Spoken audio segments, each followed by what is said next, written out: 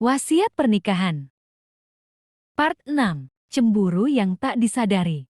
Waktu terus berjalan, hanya seperti biasa saja bahkan terlalu biasa tanpa ada sesuatu yang baru. Sticky note yang mereka harap bisa membuka jalan keduanya untuk membuat komitmen di antara mereka. Ternyata hanya berakhir menjadi pajangan pintu kulkas. Bahkan untuk sekadar mengambil dan membuangnya saja tidak ada yang berani melakukannya. Mungkin mereka ingin memulai tapi hanya berakhir di hati. Berupa niatan saja tanpa pernah berubah menjadi aksi yang nyata. Dan bisa ditebak akhirnya hubungan mereka hanya berjalan di tempat saja. Seperti pagi ini, pagi yang sebenarnya tidak terlalu berbeda dengan ratusan pagi-pagi lain yang telah mereka lalui. Arga sibuk dengan laptopnya sementara Aluna sibuk dengan persiapan memasaknya. Meski ia tidak jago di bidang itu, tapi patut diacungi jempol kalau dia adalah seorang wanita yang tekun. Puluhan bahkan mungkin sudah ratusan kali hasil masakannya tidak sesuai dengan ekspektasi. Tapi tak pernah sekalipun terlihat niatannya untuk berhenti mencoba. Seringkali akhir dari masakannya justru masuk ke dalam tong sampah alih-alih ke dalam perut mereka. Bahkan ketika Arga memintanya untuk berhenti memasak, Aluna tidak tersinggung. Ia menyadari keterbatasannya. Hingga akhirnya Arga menghargai niatan dan usaha Aluna. Meski kadang ia memakannya dengan sedikit terpaksa. Menu pagi itu adalah omelet yang bentuknya terlihat hampir sempurna. Tidak menggugah selera tapi tampak masih bisa dimakan.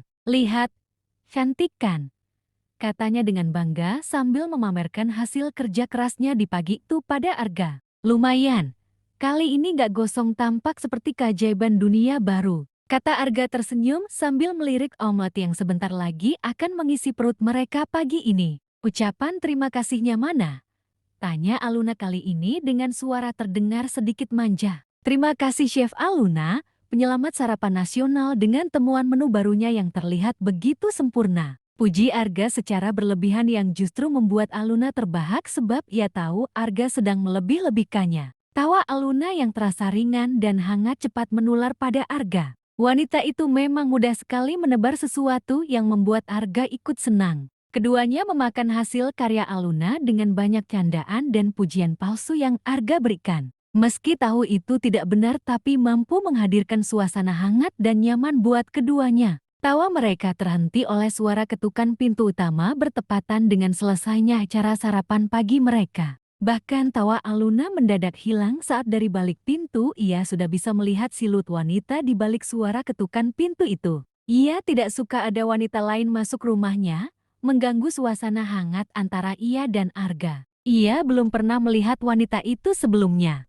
Bukan Sania yang biasanya membuat hatinya ngilu tiap kali ia melihat cara wanita itu menatap Arga. Ia seorang wanita muda, rambutnya tergerai rapi dan bau parfum mahalnya menyeruak menyelimuti udara. Aluna sempat terpaku melihatnya, bukan karena kecantikannya, tapi lebih tepatnya karena kepalanya mulai menebak-nebak siapa wanita itu dan apa hubungannya dengan Arga. Sebab wanita itu bukan temannya, jadi bisa dipastikan bahwa wanita itu adalah teman Arga. Arga, lama banget sih, suara wanita itu terdengar merajuk begitu Arga membukakan pintu. Namun tak lama setelah itu sebuah senyum lebar wanita itu berikan pada Arga. Tampak bahwa keduanya sudah akrab, bahkan mungkin sangat akrab hingga membuat Aluna terpaku dibuatnya. Sebab keduanya terlihat seperti bukan teman biasa. Ini siapa? Sapa Aluna mencoba biasa dan terdengar ramah. Meski kalau mereka sadar senyum Aluna kentara sekali bahwa itu dipaksakan. Nadine jawab Arga cepat. Teman lama, ia seorang arsitek juga, lanjutnya menjelaskan. Teman lama, Nadine mengulang apa yang Arga katakan seolah ia tidak puas dengan label yang Arga sematkan untuk dirinya. Lalu pandangannya beralih pada Aluna. Sedikit lama membuat Aluna merasa sedang dinilai. Kamu Aluna kan? Istri Arga, aku sering mendengar namamu dari Arga. Tanya Nadine yang sepertinya tak perlu Aluna jawab karena ia tampak sudah mengenal Aluna. Sebenarnya nada suaranya terdengar manis tapi rasanya terlalu manis untuk jujur dengan penekanan kata bahwa Arga sering bercerita kepadanya. Kalimat itu tampak sengaja ia pilih untuk menunjukkan posisinya bagi Arga. Melihat wanita muda itu menunjukkan taringnya, Aluna berusaha sekuat mungkin untuk tidak terpengaruh. Ia memilih bersikap tak acuh, tak mau harga dirinya terluka. Karenanya ia tak memperdulikan bagaimana kedua orang itu berinteraksi. Namun sikap tak peduli Aluna justru membuat Arga yang jati serba salah. Keduanya kini sedang duduk di ruang tamu membicarakan proyek baru mereka. Sementara Aluna sedang sibuk dengan gambar sketsanya di meja dapur meski ia hanya sedang pura-pura. Fokus Aluna ada pada pembicaraan dua orang yang berada di ruang tamu. Telinganya ia tajamkan untuk mengetahui apa yang sedang mereka bicarakan. Setiap kali Nadine menyebut nama Arga dengan suara lembut dan manjanya, saat itu pula dada Aluna terasa sesak. Dan tiap kali telinganya mengangkap tawa yang biasanya hanya miliknya dan Arga darahnya terasa mendidih. Mungkin Aluna tak mau mengakuinya atau bahkan ia tidak tahu bahwa dia sedang cemburu. Malamnya Arga menemukan Aluna masih terjaga di ruang tamu. Hanya dengan sekali lihat Arga tahu bahwa istrinya itu sedang melamunkan sesuatu yang mungkin bisa Arga tebak penyebabnya. Belum tidur? Pertanyaan basa-basi pertama keluar dari mulut Arga. Belum ngantuk, jawab Aluna yang tersadar dari lamunannya. Kenapa? Marah karena Nadine datang tadi? Timbak Arga kali ini tanpa basa-basi. Yang membuat Aluna dengan secepat kilat menoleh ke arahnya. Kenapa aku harus marah? Aku kan bukan siapa-siapa. Arga terdiam mendengar jawaban Aluna, meski kalimat itu terucap dengan suara lirih. Namun rasanya bagai sebuah tamparan. Beberapa hari berikutnya, suasana rumah berubah menjadi dingin lagi. Meski Arga beberapa kali mencoba untuk mencairkannya, tapi Aluna tampak seperti sedang menjaga jarak. Aluna menyibukkan diri dengan pekerjaannya hingga membuat ia jeti keluar rumah lebih sering. Bahkan mulai bertemu dengan Raka, seorang fotografer muda yang ceria dan ramah yang merupakan klien baru Aluna secara lebih intens. Arga pertama kali melihat Raka saat laki-laki itu menjemput Aluna di depan rumah. Sebenarnya Raka adalah laki-laki yang sopan, bahkan matanya terlihat terlalu hangat saat menatap Aluna. Tapi justru karena itulah Arga tidak suka. Dan untuk pertama kalinya Arga merasa ingin memukul seseorang tanpa alasan yang jelas. Malam itu Arga duduk sendirian di ruang makan, menatap lama dan dalam sticky note yang masih terpajang di pintu kulkas dengan warna yang sudah mulai memudar.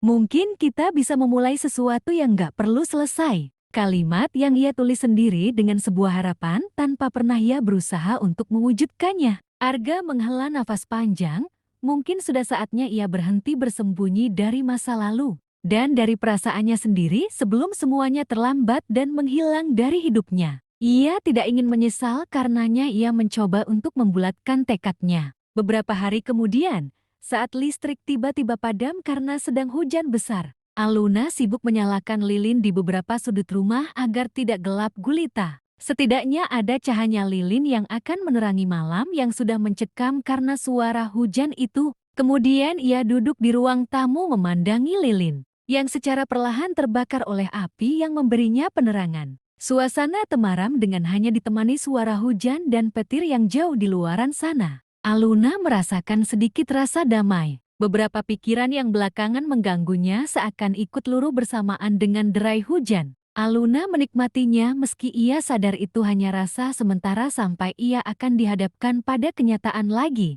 Setidaknya ia bisa sesaat menikmati waktu ini. Arga keluar menemaninya sambil membawa selimut untuk dipakaikan pada Aluna. Kamu takut? Tanyanya seraya duduk di sebelah Aluna saat ia sudah yakin bahwa selimut yang ia bawa telah mampu menghangatkan tubuh Aluna. Nggak, jawab Aluna cepat. Bohong. Kamu selalu menutup telinga setiap kali suara petir terdengar, bantah Arga tak mau kalah. Yang hanya Aluna balas dengan mendengus. Ia tidak bisa menutup kenyataan bahwa yang Arga katakan benar. Arga tersenyum kecil, merasa ada damai setelah beberapa hari perang dingin di antara mereka menguras tenaga dan energinya. Sini, kata Arga tersenyum sambil mendekat dan membawa Aluna dalam pelukannya. Hatinya yang tadi bergemuruh tiba-tiba menjadi tenang. Aluna ternyata obat dari segala gelisahnya belakangan ini. Dunia bisa gelap sesekali tapi aku tidak akan pergi dari sisimu. Bisik Arga lembut yang mampu membius Aluna untuk meletakkan kepalanya di dada Arga lebih dalam. Ia tidak membantah apa yang Arga katakan. Meski Aluna tak bisa mempercayai kata-kata itu dengan sepenuhnya. Mereka berpelukan lama sambil memandang hujan yang turun lebat dalam kegelapan. Tanpa kata di mulut mereka, tapi pikiran keduanya tidak pernah berhenti memikirkan apa yang sedang dan akan mereka lakukan ke depannya. Sebab diamnya mereka tanpa sadar telah meruntuhkan satu persatu semua alasan, semua batasan dalam kontrak pernikahan dan semua kepura-puraan. Cemburu kecil mereka telah berubah menjadi kesadaran besar dalam diri mereka, bahwa hubungan mereka bukan lagi sebagai suami istri kontrak seperti yang telah mereka sepakati. Hati mereka tak lagi sepakat dengan perjanjian yang telah mereka buat berbulan-bulan lalu di awal pernikahan.